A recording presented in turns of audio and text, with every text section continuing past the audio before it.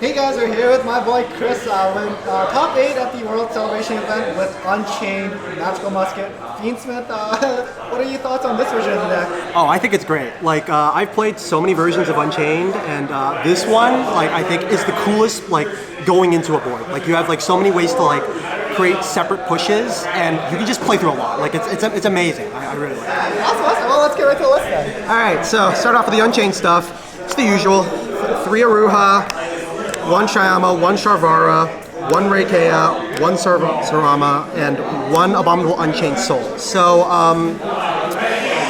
I saw some lists cutting the Unchained Soul, which I think is absolutely incorrect. Like, this is your, like, secret interruption, and it's, like, so powerful. Like, just a non-targeting pop is crazy. And I also opted to play the Reikea as well, because there are some board states where you would kind of want to summon this on the opponent's turn, and then you can control when you get the pop for triggering Yama Engrave. Other than that, yeah, the rest is standard. And then for the spells, we're obviously playing the 3 Prison, and then we're playing 1 Escape and 2 Chamber. So this is pretty normal, but the reason I'm playing 2 Chamber and 1 Escape is because we want these for follow-up. You'll always search the Escape off the Sharvara, so you'll always have access to this. But this is just there for its for the follow-up turns, and you don't really want that many traps anymore because you're playing a lot more engines. And then for the Magical Muskets, we're playing 3 Magical Musketeer Starfire and 1 Magical Musketeer Calamity.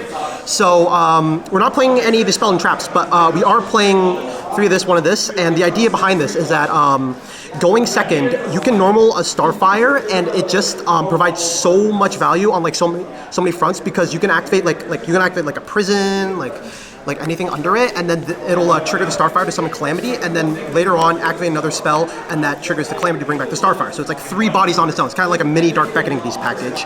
And then in addition, you can also go into Max, into Requiem, and then that's also full combo by itself. So yeah, these are all full combo into the Unchained part, and they also play really well going second because of the interaction with like Quick Effect Board Breakers and Magical Musketeer Max, which is just like an insane card. So that, and then for the Fiendsmith package, we're just playing 2 Engraver, 1 Sanct, 1 Tract. I kept it rather small. These are just, most broken cards in the game, what can I say? They're insane, they full combo by themselves, and they're what connect the 2 engines together.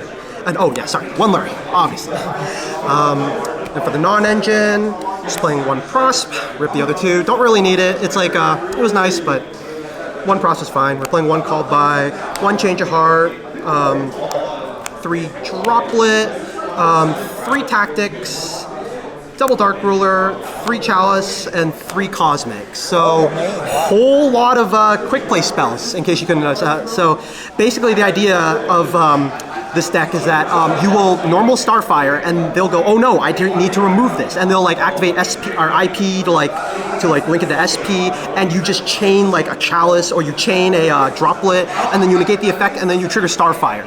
So it's like really, really powerful in conjunction with the Muskets going second, and all of these will like play off that like kind of angle.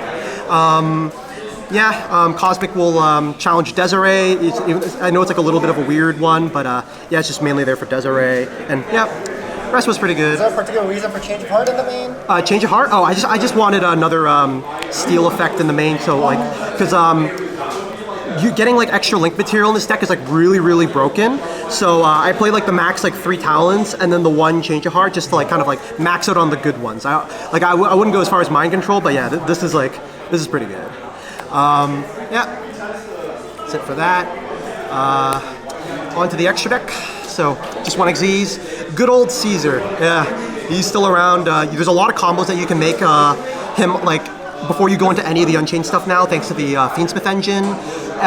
So, like, the deck really doesn't die to Nibiru, like, at all anymore. Like, this is, like, so often made, like as your first, like, end board piece. You're never really playing it to Nibiru anymore. I got Nib, like, 3-4 times today, did not matter once. Like, so yeah, it's pretty good. And then the fusions, we are playing the 1 Necroquip, the 1 Desiree, and the 1 Aerial Eater. So, you just make this if you only open the Fiendsmith part of the deck, or the Musket part of the deck. It just because you can just go dump the Sharvara, the red dog, and then From there, you set a trap, make Yama, and that's full combo by itself. So yeah, that's there for that. This is there to facilitate the 2 link bodies, and this is occasionally for those super high-end boards. I'll be honest, I didn't make this very often. I made it once, but you have to do like a really, really like crazy combo to end on this. It has to be like 4 like engine cards. At least if you want to play around Nibiru, which I like. I prioritize playing around Nibiru more, so that's why I didn't make this very often. But yeah, still came up.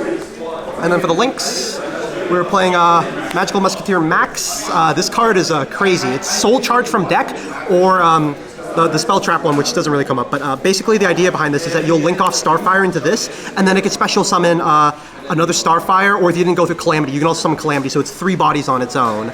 And then obviously it goes into the Requiem, which is, you know, Fiendsmith, right? From there, we are also playing the Closed Moon. This only really comes up in situations where you have to make Desiree after already going through your Caesar. So actually, this is not that important in this deck. I think you can cut this, but it did come up a couple times, so I don't know just yet. As for the Unchained stuff, the usual 2 Yama, the 1 Rage, the 1 Anguish, Unicorn, and Abomination. Yeah, this was supposed to be SP, but I sold mine, so don't worry about that. It didn't come up, thankfully. What's supposed to be SP, sorry? The Unicorn, like obviously, because so that's an SP, but yeah, it should be SP, but yeah, fortunately don't have mine at the moment. Yeah, and then yeah, we're just also playing Access Code, and this is for just you're supposed to make it off of Anguish, and the idea is that if you link off their Flomberg or you link off their Desiree after getting rid of the Sequentia, you can make Access Code, and then when you activate Access Code effect, they can't respond. So you prevent the Flombergs from floating, you prevent from Desiree from like sending away your board. So yeah, it's just a very clean way to get kills. I did go into this a couple times, and they're like, "What? I didn't realize you could do that." So yeah, it was pretty cool. And oh, I completely forgot Sequentia, obviously. Yeah, that's it for the extra deck.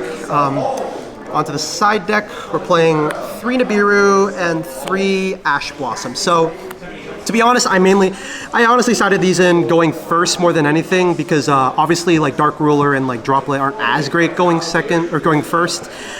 This is mainly there for Molt Charmies, you know, annoying decks like that. And this is for those uninteractive decks that, you know, just play the game, like Ritual Beast, Plants, if I, you know, actually drew it against Plants, but I didn't.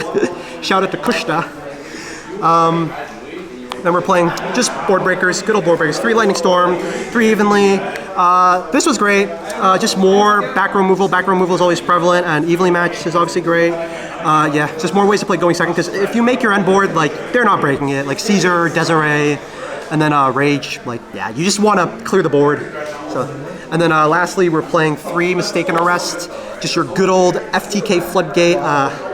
I prefer this one over the continuous ones like Anti-Spell, just because like stuff like Duster, like back removal doesn't out it, like it just happens and your opponent just can't play the game. Like I don't know what to say. Like not being able to search cards is pretty damn powerful. So yeah, I don't know, pretty good. Awesome. Well, thank you again so much for the deck profile. Any last shoutouts? Shoutouts to the guys from Rating Trade. I watched their YouTube video, and mainly was the one I got the inspiration from. Shoutouts to the rest of guys from Team X9, and shoutouts to James as usual. And yeah. Awesome. Thank